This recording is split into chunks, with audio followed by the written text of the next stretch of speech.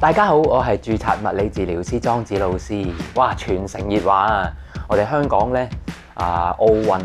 第一金江文蔚咧就喺女子重劍上面咧得到呢一個最高嘅殊榮啦。咁但係我哋發覺咧，原來佢金牌背後咧有呢個血淚史咯。包括咧就係前十字韌帶分別咧左腳同埋右腳咧都係有斷裂過，仲要做過手術嘅。咁作為咧物理治療師，我會同大家講下十字韌帶斷裂係啲咩嚟嘅咧？康復又係點樣做嘅咧？而呢位微笑劍后係用一個好特別嘅方法咧，令到佢係極速，冇錯係非常之快極速咧，係令到自己咧係康復，而且可以即刻再上場比賽啊！咁究竟呢個素食係啲咩嘢可以咁幫到佢咧？而呢一個靜觀物理治療配合埋一齊咧，係咪真係喺科學上面咧係有一個作用嘅咧？今集咧我就同大家咧解構一下。喺影片開始之前，歡迎大家 like、subscribe 同埋 share 我嘅頻道，一齊為世界創造無痛苦條件。首先咧，我就想同大家咧笑談廣東話喎，因為咧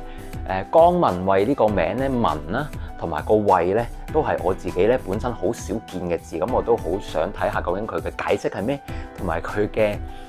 讀音係點讀啊？咁首先咧嗰個文字就係日字加個文啦。咁就但凡咧有一啲日月嗰啲都係一啲古字嚟嘅喎，咁亦都係同咧嗰個自然界天氣氣候有關嘅。咁因此咧，原來呢一個日字加個文字咧，就係解天，尤其是咧就係解秋天。如果昊天或者係上天咁有啲唔同嘅意思，佢春天、夏天、秋天、冬天咧都係有唔同嘅字去讀嘅。咁因此咧就呢一個文咧就係秋天。咁另外咧呢個文咧亦都係有一個讀音咧係有一個悲憫嗰個憫字嘅一個差唔多嘅一個演繹嘅。咁因此咧我諗呢一個字咧係佢父母幫佢改嘅時候咧就同呢一個仁義悲憫可能係好想Vivian 咧係一個有慈悲心嘅人啦，咁所以佢嗰個正確咧，佢入邊嗰個説話咧就係人福憫下則為憫天，真係好美麗嘅一句詩詞啊！再嚟咧就係蔚啦，咁原來咧呢一個蔚咧有個豎心邊啦，就係其實等於咧冇豎心邊嗰個惠及順從順應嗰個意思喺度嘅。咁我覺得咧就文蔚咧夾埋一齊咧就係嗰個感覺就係悲憫天地啦，惠及萬民咁嘅意思。哇！即係呢一個係好偉大嘅一個寄望同埋有個意思喺度。咁而改咗呢個名啦，咁我哋睇翻Vivian 咧佢嘅一啲訪問啦，尤其是喺同常林法師嗰個深呼吸嗰度咧，你見到佢個人非常之純真啦。咁而且咧佢確實咧喺生活上面，如果遇到咧一啲好感動嘅事，佢係真係會好容易咧會流淚或者係深感一個悲憫嘅。咁所以佢真係咧一個好純潔、好慈悲嘅人啦，喺我嗰個感覺上面。好 Vivian 咧就係94年出世啦，今年30歲啦，2歲就離開咗香港去咗加拿大啦，咁6歲時候咧就回流翻嚟香港喎。哇，原來佢咧文武雙全細個就已經好中意咧非常之多嘅運動包括跆拳道溜冰同埋芭蕾舞喎。而佢嘅跆拳道嘅造詣咧，亦都係去到兒童黑帶嘅。咁中間咧原來有個故事嘅噃，佢媽咪咧就好想佢好優雅咁樣玩芭蕾舞，但係咧佢咧就想玩啲咧比較技擊勁啲，因為中意跆拳道。咁中間呢個聰明嘅爸爸咧就絕世好橋揾到呢一個咁好嘅運動，就係咩咧？劍擊，因為劍擊咧就係被譽為咧係有優雅嘅芭蕾舞感覺，亦都係有技擊部分嘅一種運動啊。咁因此咧佢就開始收集劍擊啦。因此咧Vivian 咧就有呢一句説話，覺得咧劍擊咧圓滿咗佢嘅人生，咁就係圓滿咗佢喜歡技擊啦，咁亦都係唔會得失咗屋企人嘅一個非常之好嘅意思啦。我哋咧睇一睇下佢嘅成就先，哇犀利啊！佢2屆咧當選傑出青少年運動員喎，咁代表香港咧出戰3屆嘅亞運啦，贏得1銀5銅啊，咁係亦都咧3度出戰呢個奧運喎，老將啊真係帶領香港咧女子呢個銳劍隊咧歷史性咧躋身咧奧運嘅團體賽啊，咁而今年啱啱好新鮮出爐，當然就係得到咧女子個人銳劍比賽嘅金牌啦。咁亦都喺2021年咧當選為咧香港傑出10大傑出青年啊。咁Vivian 咧有咁彪炳嘅戰績啦，咁背後肯定係會有傷患。咁但係佢嘅傷患咧係令到我哋咧覺得係非常之詫異嘅，因為咧係分別左腳啦同埋右腳嘅膝頭哥咧都斷過前十字韌帶嘅。我斷過嘅意思咧，即係話你有機會咧嗰個實力係會減2成、3成，甚至乎5成噶嘛。咁大家都知道噶啦，仲要係做大手術。咁我就會諗緊啦，佢做咗手術之後咧，佢幾時係攞到個世界冠軍咧？甚至乎係幾時得到呢一個奧運嘅金牌咧？咁我就有個時間序咧，就分析翻啦。咁首先，原來佢2017年7月咧世錦賽之前咧，就左邊就有呢一個撕裂㗎啦。咁原來佢中間咧就養傷3個月之後咧，就喺手術之後5個月咧，就即刻咧就再去翻嗰個比賽。咁2019年咧3月咧就成為呢一個劍擊咧首位世界第一。咁2019年啦。即係同年喎，7月嘅時候咧，佢喺劍擊世錦賽咧，今次到右邊啦，右膝咧呢個前十字韌帶咧又撕裂喎，負傷咧，但係都可以得到咩銅牌，非常誇張。咁佢咧就二話不說啦，手術咧3個月之後咧即刻就復出咧，再去參加咗咧劍擊世界盃愛沙尼亞站嘅比賽添，用中間仲得到第5名。咁喺4年之後嘅2023年嘅5月咧，就第3度咧成為世界第一啦。OK， 咁知道翻嗰個時間序之後咧，我要俾大家知下啦。咁我哋作為物理治療師咧，一般喺書本上面啦，甚至乎臨床上面都睇得到咧，前十字韌帶嘅康復係需要咧6個月嘅時間去到9個月時間。就算係加速版啦，因為而家我哋係無論籃球界或者係足球界都係啦，加速版可能都係話整個嗰個 rehab 嘅過程都要3到6個月嘅時間。rehab 嘅時間啫喎，即係唔代表你 rehab 完咧，你係可以即刻去比賽噶嘛。咁但係咧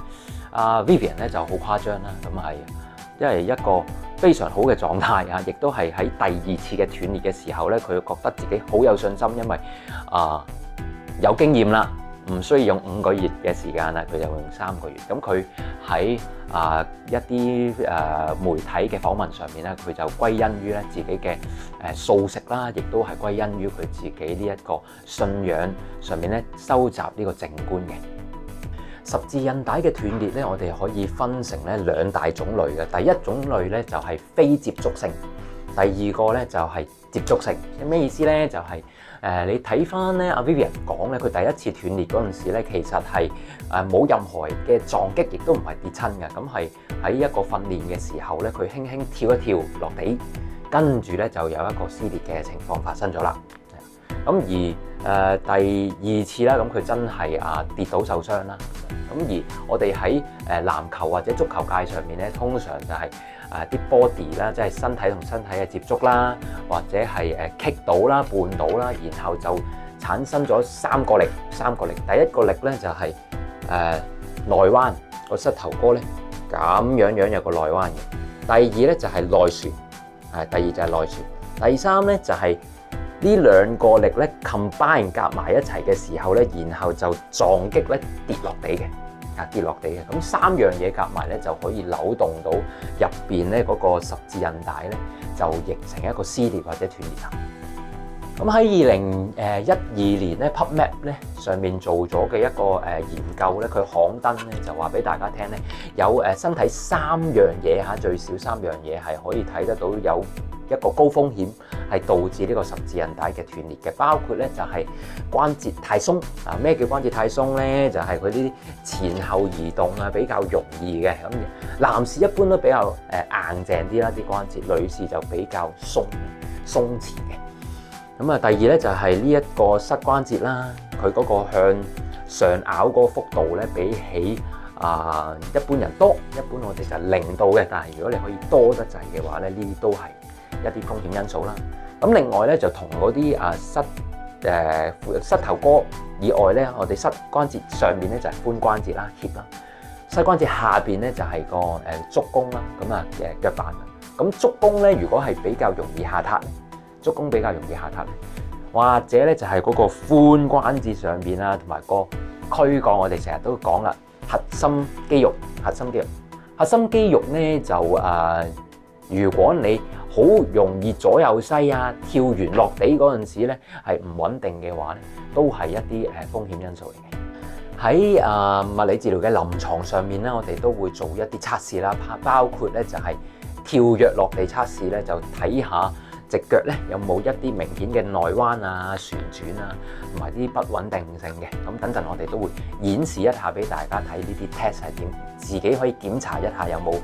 機會咧係容易患上呢個前十字韌帶嘅撕裂嘅。喺度咧，我再次強調咧，江文慧Vivian 咧確實係一個奇蹟嚟㗎。因為第一次受傷咧，佢用5個月嘅時間就已經可以比賽；第二次嘅受傷手術之後咧，係3個月就即刻可以比賽咧。咁係非常之令人詫異啦。咁因此，我哋又睇下佢嗰個成功之道係喺邊。咁啊喺常林法師咧嗰個深呼吸嘅頻道上面咧，我哋見到佢嘅 interview 咧，佢就講啦，佢喺認識咗常林法師之後咧，早晚都有練習呢一個靜觀 meditation 嘅，而且咧佢亦都係keep 住茹素，即係一個素食呢兩樣嘢咧，可能都係令到佢有一個信仰嘅 power， 令到咧自己咧可能啲痛症咧好快可以舒緩啦，而令到自己嘅康復嘅速度都加速嘅。咁可能就係可能啦，咁但係我哋都要睇下世界上面嘅研究咧有冇講呢一樣嘢嘅。而喺呢個訪問上面咧，亦都係常林法師咧就講我哋叫呢個多用心少用腦。Vivian 咧都講話原來呢個多用心少用腦呢一樣嘢咧係令到佢咧係更加專注、更加集中喺每一場嘅比賽上面嘅。咁令我回想起咧有好多我哋認識嘅運動員啦，都係咧有呢個特質，就係話我一路練習咧，發覺咧當自己進入咗一個極度開放覺知（open awareness） 嘅狀態嘅時候咧，佢係可以feel 到晒對方即係敵方啦，佢哋嘅千軍萬馬咧個部署係點，甚至乎自己啲隊友咧喺左邊定右邊定係後邊咧，係唔需要用實際嘅眼睛就可以 feel 到全場嘅一個感覺。而 Vivian 咧都係覺得咧，如果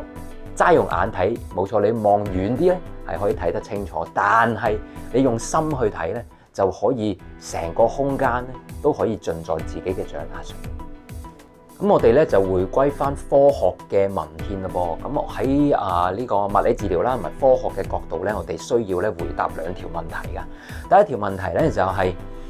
有冇針對受傷運動員嘅靜觀訓練研究咧？呢個世界應該都有嘅。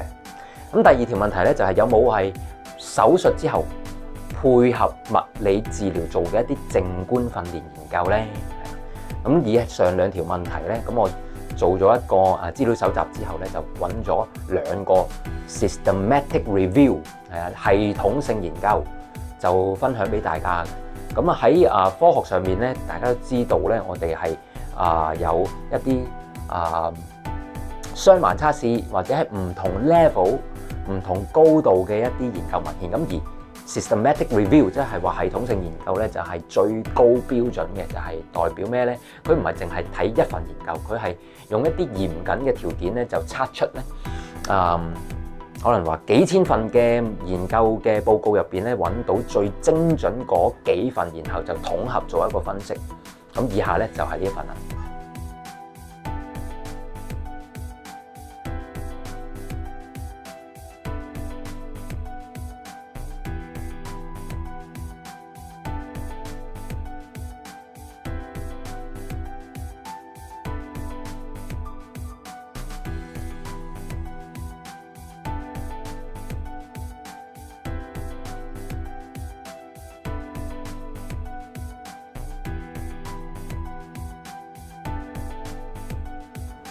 今集咧就講住咁多先，下集咧我哋會講3樣嘢。第一就係一個簡單嘅跳躍測試，幫你 check 下咧自己